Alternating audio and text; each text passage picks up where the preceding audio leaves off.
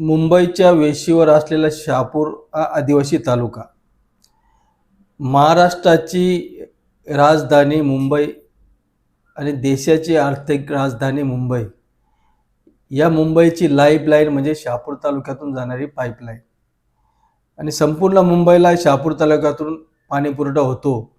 परंतु त्याच शहापूर तालुक्यात आता फेब्रुवारी महिना सुरू झाला आहे. आता गावागावातून टँकरची मागणी या ठिकाणी यायला सुरुवात झाली. म्हणजे फेब्रुवारी महिन्यापासून तर मे एंडिंग म्हणजे पाऊस पडेपर्यंत आमच्या तालुक्याला 45 ते 50 टँकरनी पाणी पुरवठा करायला लागतो. साधारण करोड रुपयाचा दरवर्षी त्या ठिकाणी पाणी पुरवठा शासनाने केला जातो. परंतु एक एक हांड्यासाठी आमच्या माता बहिणींना 2-2, 3-3 किलोमीटर जाऊन एक एक हांडा आणायला लागतो. आणि म्हणून त्या संदर्भात जनतेने मला एक वेळ संधी दिली आणि त्या 2016-17ला भावली ग्रॅव्हिटीची म्हणजे गुरुत्वाकर्षण योजना त्या ठिकाणी मंजूर शासनाकडून करून घेतली. त्यावेळेचे तत्कालीन मुख्यमंत्री देवेंद्रजी फडणवीस साहेब होते. त्यांनी या योजनेला तात्काळ मंजुरी दिली आणि योगायोगाने आजही देवेंद्रजी फडणवीस साहेब हेच या राज्याचे मुख्यमंत्री आहेत. गेले 2022ला या योजनेला कार्यारंभ मिळाला, विविध परवानग्या मिळाल्या, पाणी आरक्षण मिळालं, विविध परवानग्या मिळाल्या आणि म्हणून आता पाणी आरक्षण मिळाल्यानंतर अनेक ठिकाणी टाक्यांचं काम 90% झालेलं आहे, पाईपलाईनचं काम 75% झालेलं आहे.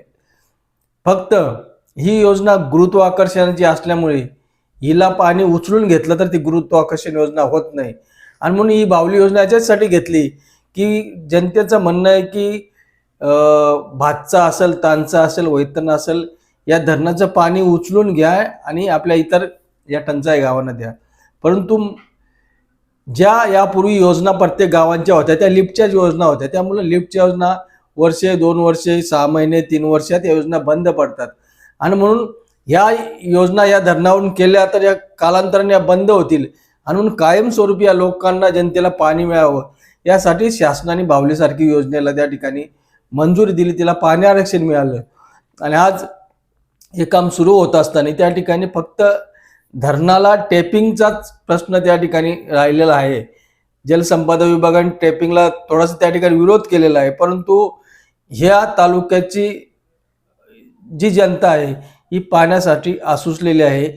आणि म्हणून जॅकवेल केला तर त्या ठिकाणी पाणी लिफ्ट करायला लागेल. आणि म्हणून आम्हाला टेपिंगनीच पाणी या ठिकाणी मिळावं या संदर्भात राज्याचे मुख्यमंत्री सन्माननीय देवेंद्रजी फडणवीस साहेब यांना या संदर्भातली मी सविस्तर माहिती दिली आणि त्यांनी तात्काळ तशा प्रकारच्या सूचना संबंधित विभागाला दिलेल्या आहेत.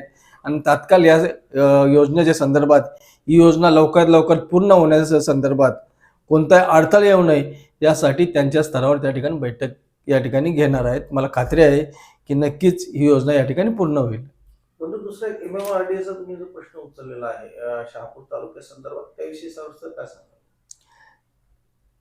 आपल्याला माहीतच आहे की मुंबई आणि मुंबईचा परिसर हा विकसित व्हावा एकमेव शासनाचं धोरण आणि राज्याचे मुख्यमंत्री देवेंद्रजी फडणवीस साहेब यांचं आहे. आणि म्हणून आपण बघितलं असेल की मुंबईचा विकासाबरोबर आता ठाण्याचा विकास झाला पाहिजे, नवी मुंबईचा झाला पाहिजे, वसई विरारचा झाला पाहिजे, कल्याण डोंबिवलीचा झाला पाहिजे, आमच्या भिवंडीचा झाला पाहिजे. आणि मग ठाणे जिल्ह्यातील आपले 1-2 तालुके राहिलेले आहेत किंवा पालघर जिल्ह्यात 1-2 तालुके राहिलेले आहेत ते सुद्धा MMR रिजनमध्ये व्हावे ही मागणी मी आमदार असताना 2018ला या ठिकाणी केली होती. आणि त्या अधिसूचनेमध्ये शहापूर तालुका MMR रिजनमध्ये समाविष्ट आहे अशा प्रकारचं मला अधिवेशनात त्या ठिकाणी उत्तर मिळालं होतं. परंतु नंतर बघितलं तर ते नाव वगळलेलं त्या ठिकाणी दिसलंय. आणि म्हणून आपण या ठिकाणी बघितलं असेल ते आता शहापूर तालुक्याचा जिंदाल, वाशिंदपासून जिंदालपासून शहापूर तालुका सुरू होतो, परंतु कासन्या गावापर्यंत MMR रिजन घेतलेलं आहे. मग त्या ठिकाणचे रस्ते असतील किंवा पूल असतील, कॉन्क्रीटीकरण असेल, हे सर्व MMR रिजनमधून त्या ठिकाणी निधी मिळतो. परंतु आपल्याला माहीत आहे की या शहापूर तालुक्यातून अख्खी मुंबईची ताण भागवली जाते. सर्व धरणं इथं आहेत, पाईपलाईन इथून जाते, अनेक नद्या इथून वाहत आहेत. समृद्धी महामार्ग आता नव्याने या ठिकाणी झालेला आहे. या ठिकाणी राष्ट्रीय महामार्ग क्रमांक 3 झालेला आहे.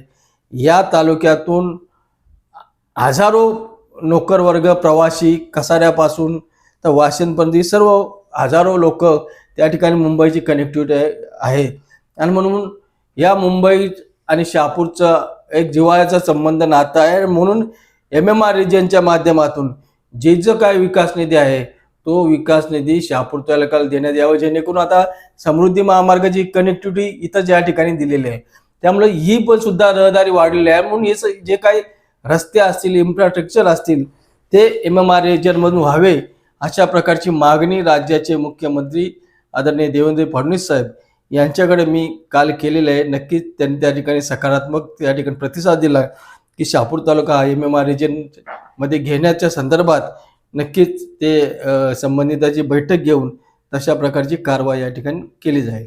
अजून एक प्रश्न, आता तुम्ही बोलताना सांगितलं 2018ला तुम्ही MMRD रिजन मध्ये शहापूर तालुका समाविष्ट असल्याची माहिती होती. त्यानंतर पुन्हा त्याला वगळण्यात आलं.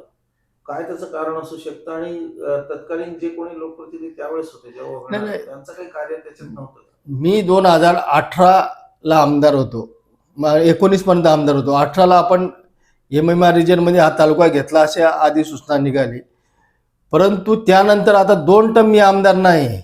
हे काम म्हणजे एक सरपंच उतरला का दुसऱ्या सरपंचाने मागची फाईल बघायचीच ना असं नाही, तर गावाचा कारभार करण्यासाठी दुसऱ्या सरपंचाने ते काम केलंच पाहिजे. परंतु आताचे जे विद्यमान आमदार आहेत त्यांना कसलाही विकासाचं देणं घेणं नाही. त्यामुळे मग तो बस स्पोर्ट असेल, क्रीडा संकुल असेल, प्रशासकीय इमारत असेल, भावली पाणी योजना असेल किंवा आता तुमचा MMR रिजनच्या संदर्भातला हा प्रश्न असेल, हे सर्व धुळकात प्रलंबित आहेत. काही बंद झाले, काही कामं रद्द झालीत, कारण आपण त्या संदर्भात लोकप्रतिनिधी आवाजच उठवला सभागृहात नाही तर ह्या प्रकल्पाला चालना भेटणार नाही.